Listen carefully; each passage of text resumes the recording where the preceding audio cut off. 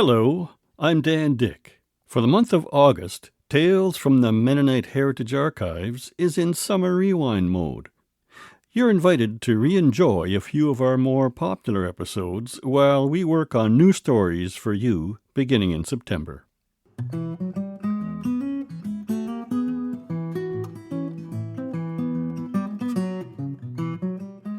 Hello and welcome to Tales from the Archives. My name is Dan Dyck.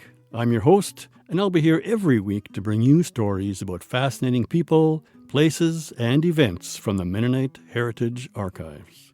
I first developed an interest in Mennonite history when I met Conrad Stoesz. Conrad is the archivist at the Mennonite Heritage Archives and a former colleague. We used to meet at lunchtimes and coffee breaks where Conrad shared compelling stories about Mennonite history. Those stories got me hooked. I began doing research and writing for the Mennonite Historian, and now I help make this weekly program, Tales from the Archives. In future episodes, we'll be sharing stories about people like Klaus Brandt, an engineer who had a hand in building Winnipeg's water aqueduct from Shoal Lake.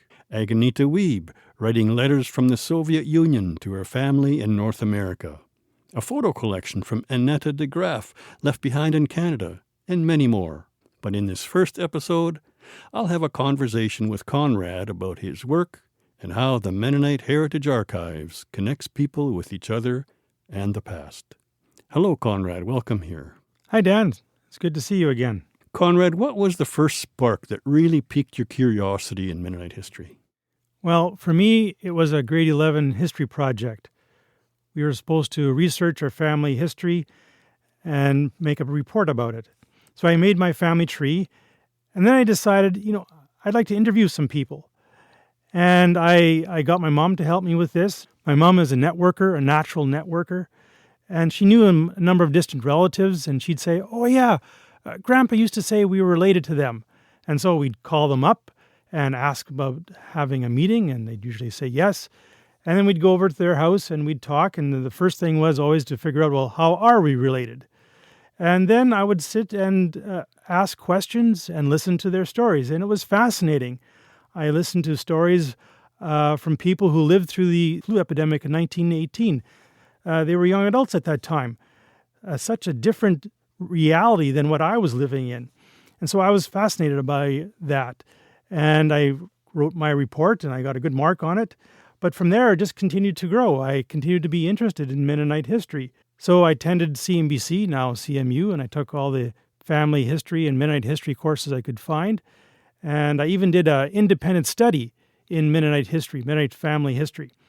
I created big charts and books of genealogy. I was looking at microfilm in the archives. And then it's kept on going since then.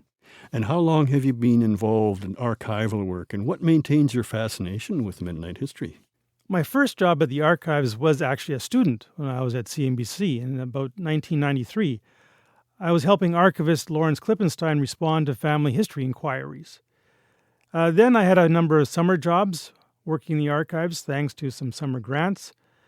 And then I was at the right place at the right time, and I landed 2 half-time jobs in the archives. Half-time at the Mennonite Heritage Archives, then known as the Mennonite Heritage Center, and the other half-time at the Center for Mennonite Brethren Studies, connected with Concord College. And I kept those 2 half-time jobs from 1999 till 2017, when I became full-time at the Mennonite Heritage Archives. What keeps me here is the interesting stories. I find it fascinating, all these stories that are in the archives, of people asking these interesting questions, and I get to be part of it. How old is the Mennonite Heritage Archives, and how did it get started? Well, that in itself is an interesting story. In Imperial Russia, Peter Brown thought the Mennonite community needed an archive. So he made this recommendation to church leaders, and they agreed with him and made him the archivist. So he was collecting materials from the Mennonite community to put in his archive. But then during the Russian Revolution, he was getting a little concerned about this archive that would become a target. So he began moving it around. I mean, that's not a small task, moving all these boxes of materials around. But then finally in 1929, the Soviets found this archive and confiscated it. And he thought it was gone forever. It was lost. And in despair, he wrote to his friend Bernard Schellenberg in Winnipeg saying, you have to start over. This is such an important endeavor that you need to do this in Winnipeg and create an archive for our Mennonite people. So Schellenberg took that to heart, and he made a recommendation, a resolution at the Conference of Mennonites in Canada meetings in 1933 that the conference should start an archive. And it passed, and the powers that be made Schellenberg the first archivist. So he set to work in collecting materials. He was writing articles in the denominational paper, encouraging people to value the past, value archival materials, and to send it to him. But then Schellenberg got into trouble at his local congregation, and he was no longer a member there. And so the conference said, well, if you're not a member at your local congregation, you can't be the conference archivist. Well, that didn't sit very well with Schellenberg. He'd put his heart and soul into this project. He took his material hostage and hid it in his friend Jacob Rempel's basement. He said that he wanted to be compensated for all the work that he had done, and the conference didn't want to pay him anything for that. So after a few years and some negotiations, an agreement was in place, and the materials did come back to the archive. Benjamin Avert was the next archivist, and then Henry Epp. And then 1974, in conjunction with the 100th anniversary of Mennonites in Manitoba, Lawrence Klippenstein became the first paid archivist. And then, thanks to the work of businessman Peter W. Entz of Winkler, the first building was built in 1978 and was dedicated in 1979. So this is the Mennonite Heritage Archives building that we now know. And at that time, it was a new push to really emphasize that the archives was an inter-Mennonite archive, not just a denominational archive, but an archive for all Mennonite groups. And that's a value that we continue on with today. So he went from documents that were held for ransom to a building now that's specifically made for archives. What is the role of the archives in the Mennonite community today? The archives is a memory institution, along with museums and libraries. The archives holds the memories of the Mennonite community, and it's here for the community to access as is needed. It's an important factor in the creation and evolution of a community's identity. The archives is a gift from one generation to the next, a gift from past generations to the future. Now, I remember feeling rather intimidated the first time I visited the archives. The tables were covered in research materials and shelves full of books and stacks of newspapers. And then there was the vault, a big room behind this steel door. I saw photo collections, audio recordings, films and videos. Why might all of these materials interest an ordinary person who is not a researcher or not an academic? Everyone in the community benefits from the archives, even if they don't come to the archives or communicate with the archives. As Professor Tom Nesmith at the University of Manitoba Archival Studies program stated, everyone is a secondary user of archives. We all benefit from the archives through the novels we read, the movies and documentaries we watch, through public policy that gets enacted. Archives benefit everyone because archives are used throughout society, and archives are full of stories.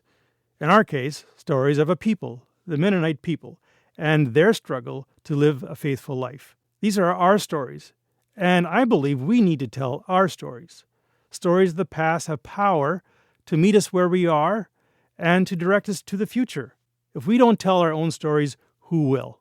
At our little archive, our team of staff and volunteers, we respond to over 100 requests for information a month. The archive is an active, bustling place full of documents, photos, maps, full of questions, curiosity, answers, and stories. So what does a typical day in the archives look like for you, Conrad? Yeah, that's a good question. Every day is different. In our little archive, we hold over 600 meters of archival records. So we stack all the paper on top of each other. It's higher than the CN Tower. We have over 40,000 photographs, 5,000 hours of audio recordings. And my job is to manage this material, create ways of finding information in this material, adding to it, and helping people find the answers that they seek. I work together with Graham Unruh, 2 project workers, Sarah Dyck and Isaiah Letkeman, and about a dozen volunteers. But each day I come to work, I know it'll turn out differently than I expect. A person will come in and need to do research, and we'll have questions. There'll be a phone call or an email that will come and that needs attention. Or someone will come with a new donation of materials that I need to take care of. I get really excited about the people doing research here in our archive. Whether it's an anthropologist from New Zealand like James Urry researching the community of Grunthal, novelist David Bergen working on his next book, a high school student working on a heritage fair project, or someone from Parks Canada coming and looking to establish a new interpretive sign, or a filmmaker working on telling a story visually. I get excited about all these projects. You mentioned that one of the things that excites you is when someone brings in a new donation of materials. You must get a lot of offers from people who want to donate materials, and you can't possibly store everyone's records here. How do you decide what you can and can't accept? I almost always say yes to people who want to show me materials that they want me to consider for the archives. Invariably, they bring materials in together with that family Bible that often are interesting and are historically significant. How are the archives made accessible to people? Do folks have to come down in person to access information? Well, the first thing to know is what is in the archives. What do we have? So we work hard at creating things we call finding aids that give not only lists of files, but contextual information about the resources. Context like who created it, where was it created, the dates it was created. When people find materials that they are interested in, we encourage them to come to Winnipeg and come and take a look. But since we are a national archive, we recognize that not everyone can come to the archive. Someone living in Whitehorse, that's a long trip to come to the archive to look at a file. So we work hard at creating access to materials digitally at a cost recovery basis. Thanks, Conrad, for coming in and chatting with us today. You've hinted at a lot of really interesting stories, some of which we might cover in future episodes. Is there anything else you'd like to share? Well, I'd like to take this opportunity to say thank you to the people who volunteer at the archives, to the staff I work with, to our partners, Canadian Mennonite University, Centre for Transnational Mennonite Studies, Mennonite Church Canada, and also Golden West Radio for making this radio opportunity possible. And to you, the listeners, for listening, and people who donate to the archives. Without donations to the archives in monetary materials, we wouldn't be able to do the work that we do. If you want to listen to this episode or past episodes, or see pictures related to the episodes, find us online at www.mharchives.ca. Thanks again, Conrad. Will we be hearing more from you in future episodes? Oh yeah, I'll pop in and out as needed, and I'll also be working behind the scenes collecting materials and resources and stories for the program. Terrific. We look forward to hearing from you again, Conrad. Thanks, Dan. Me too. In an upcoming episode, I'll chat with Ralph Friesen, author of a new history book about Steinbeck during the Great Depression of the 1930s. The book is titled Prosperity Ever, Depression Never.